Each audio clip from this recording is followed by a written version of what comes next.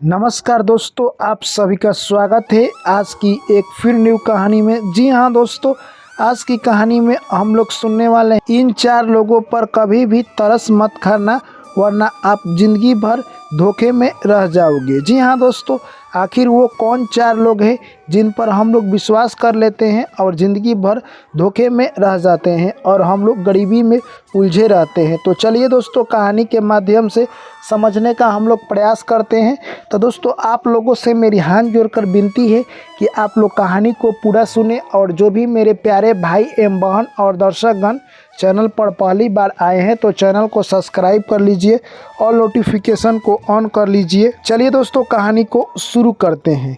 एक प्यारा सा जंगल था। उस जंगल में कहे तो दोस्तों एक बरगद का पेड़ था। बरगद के पेड़ पर दोस्तों यानी बहुत सारे जीव जंतु और पक्षी रहा करते थे। दोस्तों उसी पर एक बूढ़ा गीद रहा करता था। दोस्तों वो गीद इतना बूढ़ा हो गया था कि अब अपनी शिकार के लिए उसे अच्छी तरह से उड़ान भी नहीं हो पा रहा था। दोस्तों अब गीद शिकार करने के लिए जंगल में कहीं पर नहीं जाता, वो वृक्ष के नीचे उतर जाता और वहीं पर जो भी अनाज मिलता उसी से अपना जीवन यापन करता। यानी कहे तो दोस्तों गीद की अब जो पहले की तरह शक्ति थी वो समाप्त हो चुकी थी। दोस्तों पर गिद्ध में एक ऐसी बात थी कि वो सभी पक्षी और जीव जंतुओं को शाम में यानी कहे तो कहानी सुनाया करता था, जिससे सभी जीव जंतु यानी उस गिद्ध को गिद्ध बाबा कहने लगे। दोस्तों सभी चिड़िया और पक्षी ने एक दिन राय किया कि हम लोग यानी जंगल में जाते हैं खाना की तलाश में और गिद्ध बाबा नहीं जाते हैं। इनका भी गुजारा अच्छी तरह से नहीं होता है और हम लोग भी काफ़ी दूर अपने बच्चे को छोड़कर नहीं जाते हैं यानी खाना खाने की तलाश में। अगर गिद्ध बाबा हमारी बच्चों की रक्षा करेंगे तो हम लोग स्वतंत्र होकर खाना खा पाएंगे और इनके लिए कुछ खाना लेकर आएंगे। इनका भी काम आसान हो जाएगा और हम लोगों का भी काम आसान हो जाएगा। दोस्तों यह बात सुनते ही गिद्ध को यह पसंद आ गई बात और गिद्ध भी सोचने लगा कि ये हमारे लिए खाना लाएंगे तो हमें भी आराम हो जाएगा। दोस्तों ऐसा ही हुआ। यानी अगले दिन जैसे ही सुबह होता है सभी चिड़िया यानी कहे तो जंगल से काफ़ी दूर खाना के लिए चले जाते हैं और इधर कहे तो दोस्तों गिद्ध यानी सभी बच्चे को देखभाल करने लगा। परंतु दोस्तों गिद्ध में एक कमी थी कि उसको थोड़ा सा धुंधला दिखाई देता था। यानी वो अब बूढ़ा हो चुका था तो उसे अच्छी तरह से दिखाई नहीं देता था। दोस्तों अब गिद्ध का ऐसे ही काम चलने लगा। शाम के पक्षी आते और जो खाना लाते गिद्ध को दे देते और गिद्ध खा लेता और अपना ज़िंदगी ऐसे जी रहा था। ऐसे ही दोस्तों कुछ समय तक चलता रहा। अब एक ऐसा समय आ गया जब कि गिद्ध को अब साफ दिखाई देना बंद हो गया। परंतु दोस्तों यानी कहे तो किसी भी जीव जंतु और पक्षी को यह पता नहीं था कि गिद्ध को दिखाई नहीं देता है और गिद्ध भी उन लोगों से यह बात नहीं बताया और वो अपना खाना खाता रहा और सभी चिड़ियाओं के बच्चे को देखता रहा। एक दिन की बात है दोस्तों, उसी जंगल में एक बिलाव रहता था जो कि बिलाई जाति में यानी पुरुष होता है जिसे बिलाव कहते हैं। दोस्तों वो बिलाव यानी जाता है गिद्ध के पास और देखता है कि यहाँ बहुत सारे बच्चे हैं पक्षी के। वो सोचता है कि मेरा दिन तो आज बन गया, परंतु ये हमारे सामने गिद्ध कैसे। दोस्तों गिद्ध को देखकर बिलाव डर जाता है। तभी गिद्ध को कुछ दिखाई नहीं दे रहा था। गिद्ध बोलता है इधर कौन है। बिलाव सोचने लगता है कि गिद्ध को क्या दिखाई नहीं दे रहा है कि पूछ रहा है कि इधर कौन है। यानी कहे तो दोस्तों बिलाव डरे हुए बोलता है कि मैं हूँ गिद्ध बाबा, आपका सेवक यानी बिलाव। तभी गिद्ध कहता है कि तुम इधर किस काम से आए हो, क्या चिड़िया के बच्चे को मारने के लिए आए हो। तभी वो बिलाव कहता है कि नहीं, मैंने तो मांस खाना छोड़ दिया है, मैं अब घास भूसा खा रहा हूँ। दोस्तों गिद्ध कहता है कि मुझे तुम पर विश्वास नहीं है। तभी बिलाव कहता है कि अगर मैं मांस खाना होता तो अब तक किसी चिड़िया के बच्चे को मारकर खा गया होता, परंतु मैंने ये सब हिंसा करना छोड़ दिया है। दोस्तों यानी कहे तो बिलाव अपनी मीठी मीठी बातों में गिद्ध को यानी भुसला लेता है। अब गिद्ध से कहे तो बिलाव की दोस्ती हो गई। दोस्तों अब जैसे ही सभी चिड़िया यानी दाना चुगने के लिए चले जाते, उधर से बिलाव गिद्ध के पास आ जाता। अब दोनों लोग एक साथ मिलकर टाइम स्पेंड करने लगे। यानी कहे तो दोस्तों जंगल में वो खुशी खुशी रहने लगे। यानी कहे तो दोस्तों बिलाव अपने यानी फायदे के फेर में था। एक दिन बिलाव ने कुछ चिड़िया के बच्चे को मारकर खा जाता है और यह सब बात गिद्ध को पता नहीं चलता है।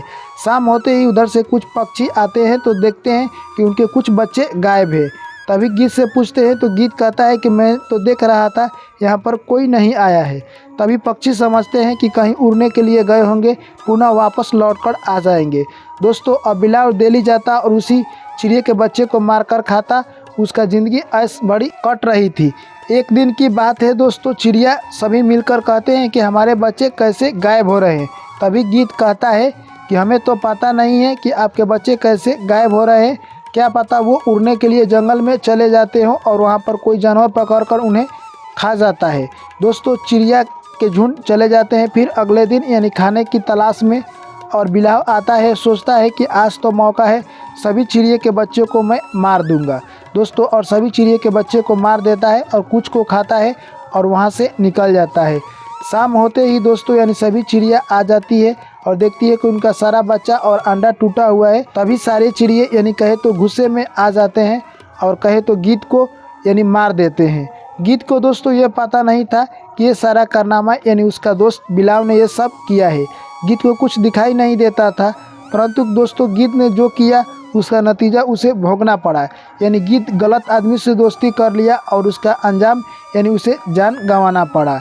दोस्तों गीत को पहले से ही दिखाई नहीं दे रहा था, पर यह सब बात किसी पक्षी और जानवर को पता नहीं था और उसका फ़ायदा यानी कहे तो बिलाव उठा लिया।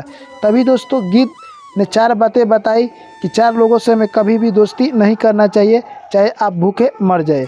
पहला दोस्तों यानी गीत कहता है कि कभी भी आप लोभी व्यक्ति से दोस्ती ना करें। अगर आप लोभी व्यक्ति से दोस्ती करते हैं तो जिस तरह गीत का हाल हुआ है वैसा ही आपका हाल होगा।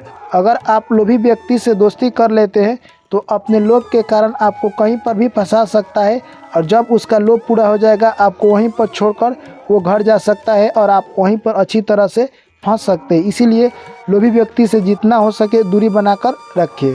और दूसरा, लालची व्यक्ति के पास कभी भी नहीं जाना चाहिए, क्योंकि लालची व्यक्ति अपने यानी फ़ायदे के फेर में सिर्फ सोचेगा और आपके फ़ायदे के बारे में नहीं देखेगा। इसलिए लालची व्यक्ति से दूरी बनाकर रखें। लालची व्यक्ति से कतई दोस्ती ना करें, नहीं तो आपको लालच में ले डूबेगा। और तीसरा, धोखेबाज लोगों पर हमें कभी भी विश्वास नहीं करना चाहिए। जिस तरह से गीत ने बिलाव पर विश्वास किया और उसके साथ बिलाव ने गद्दारी की और उसकी जान की दुश्मन बन गया, ठीक उसी प्रकार हमें अपने समाज में भी देखना चाहिए कि हमारे आसपास वैसे तो लोग नहीं हैं जो कि हमसे दोस्ती कर आगे चलकर धोखेबाज बन सकते हैं। ऐसे लोगों से हमें बचकर और काफ़ी दूर रहना चाहिए। और चौथी बात गीत बताता है यानी कहे तो घमंडी लोगों से आप दूरी बना कर रखें तो आपके लिए स्वास्थ्य और कहे तो ज़िंदगी के लिए बहुत ही यानी लाभदायक होगा। क्योंकि आप घमंडी व्यक्ति से अगर दोस्ती करते हैं तो जब उसका घमंड होगा तभी आपसे बोलेगा, अदरवाइज़ नहीं बोलेगा, अपने काम से मतलब रखेगा। तो ऐसे लोगों से कभी भी दोस्ती ना करें और इन 4 प्रकार के लोगों से बच कर रहें। आपका ज़िंदगी में बहुत सारा सुख मिलेगा और आप उस मकाम पर पहुँचेंगे जहाँ आप जाना चाहते हैं और आपकी लाइफ बहुत ही शांत होगी। दोस्तों यह सब बात यानी गीत बताता है, अगर मनुष्य भी ऐसी बातों को अपनाता है तो उनकी ज़िंदगी में बहुत सारा सुख शांति मिल सकता है। तो चलिए दोस्तों, ये कहानी आप लोगों को कैसी लगी हमें लिख कर ज़रूर बताएं।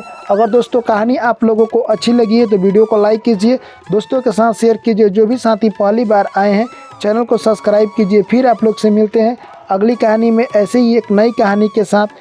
दोस्तों आप लोगों से हाथ जोड़कर गुजारिश है कि चैनल को आप लोग ज़रूर सपोर्ट कीजिए और सब्सक्राइब कीजिए और अपने रिश्तेदारों में शेयर कीजिए।